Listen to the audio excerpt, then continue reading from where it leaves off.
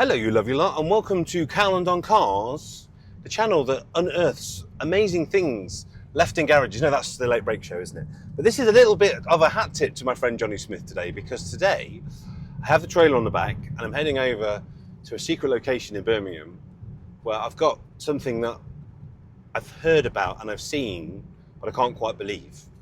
And that is a very, very special Beetle that I remember from ancient history. Now, anyone that knows me knows that Beetles are my first love. If I could only have one car in my life, it would be a Volkswagen Beetle. To me, they are the ultimate classic. Of course, they're the whole genesis of the Porsche brand.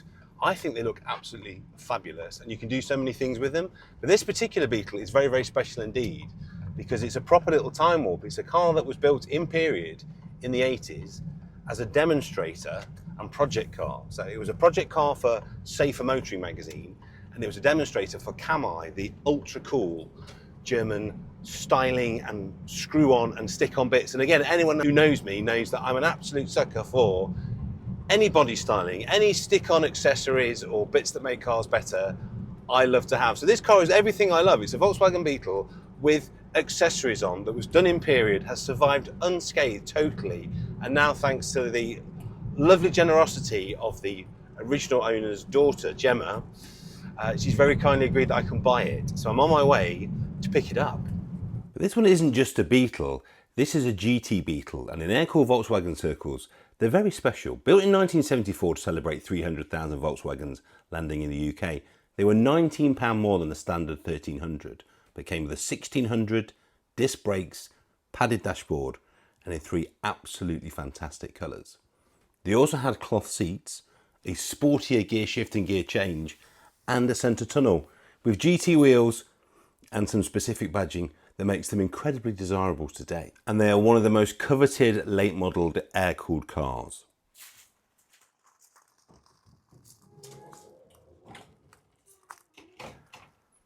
And that is the hero of our piece, Gemma, opening up the door. And can you believe that everything you are looking at is original? The paint is original, and all of those parts were fitted in the late 70s and early 80s.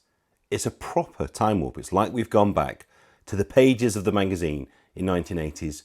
Cobra Montreux seats, fabulous aftermarket wheel, which I think is an Astrali, gear lever extender, the Kamei louvered rear window and rain cover.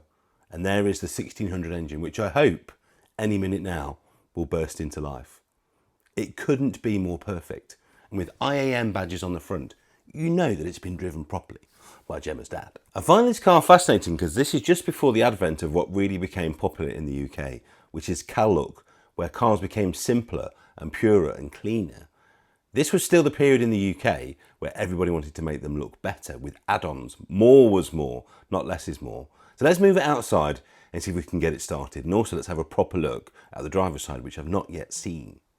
It's unbelievable, isn't it? Just look at the condition of that. Also a zoom tube. For those of you old enough to remember, you will know if we can get that started, that is going to sound absolutely amazing. I had that on my first Beetle and I loved it. The interior condition is crazy. Believe it or not, beige was the actual factory colour on a GT, even though everything else was black.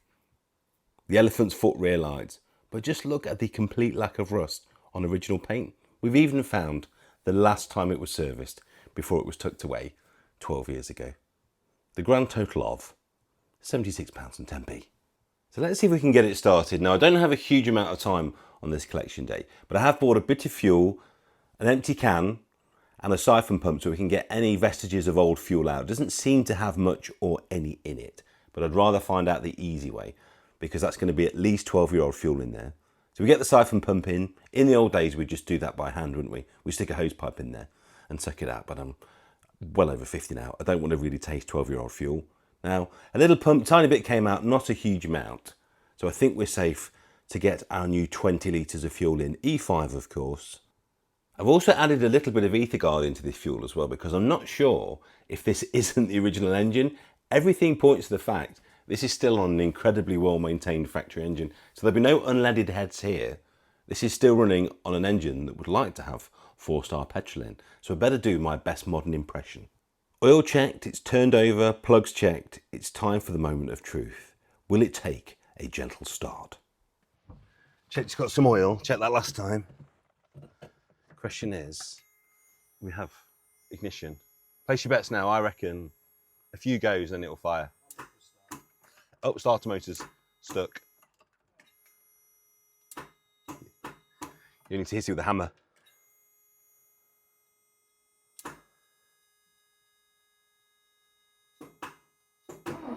There. And a little while later, it still wouldn't start. Looked very much like a stuck fuel pump that's going to need taking apart and reassembling. So that could be a job for another day. Still, there's a few of us here, including my mate Ben, that helped me find the car in the first place. So we're going to have many hands making light work and get it on the trailer. And of course, Volkswagens should always go on your trailer backwards. In an ideal world, we would have taken a mechanic or two, we'd have had loads of spare parts with us, we'd have got this going on the driveway. As I say, I do apologise, I wish I had more time. I had literally a 2-hour window to go and grab this car today. And I thought it was much better to get it, at least introduce you to it, and then we can start the work a little bit further down the line. But doesn't that look absolutely magnificent on the trailer? Look at that front spoiler. I love Kamei stuff. And even though I am in a bit of a rush, I will always take the time to strap the car properly, check it, double check it, then if I'm on a long journey, check it again halfway through. I don't want this very precious cargo falling off the trailer. I was also very careful to make sure that precious louver wasn't rubbing on the tyre rack. That was quite emotional.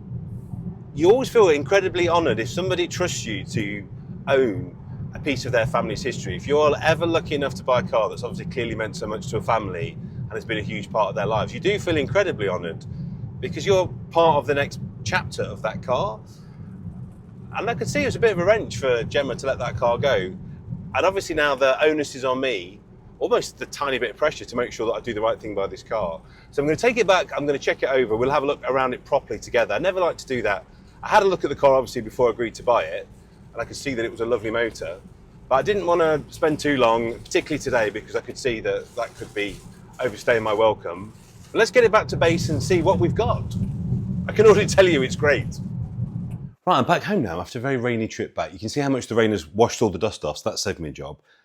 And I've now got a chance to go through this. I went through it briefly before I bought the car, of course I did, but I haven't really had a chance to look and realise how magical what I've bought is.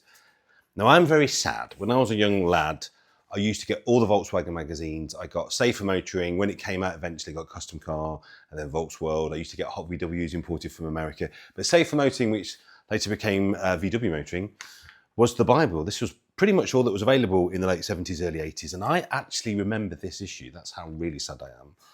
Obviously, I didn't realise that this, look, which is on the cover, the car that we've just bought is on the cover.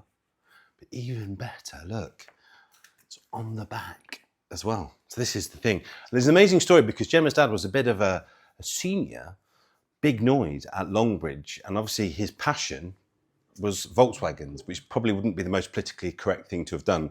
So he actually wrote for the magazine under a pen name, so he never got to find out as well. But in all of these Safer Motorings are either technical columns he's done, how-tos, project stuff on the car. So it's absolutely brilliant. So we've got this incredible car, which was so good that the Kamei distributor basically had it as their demo car. And I just think that's so wonderful. So you will have, if you have an old copy of Safer Motoring, probably on the back, you will have a photograph of what is now my car, which I just think is the most unbelievable thing. It was one of the coolest brands ever for me, Kamei, and now to think I've got what is effectively the demonstrator is very exciting indeed. We've also got the kind of stuff that you always hope that you get with any old car, which is lots of bills, receipts, but also just a ton of MOTs, all the MOTs as far as I can see, all the way back to the origin of the vehicle, which means that we know that the mileage is correct as well, which is unbelievable.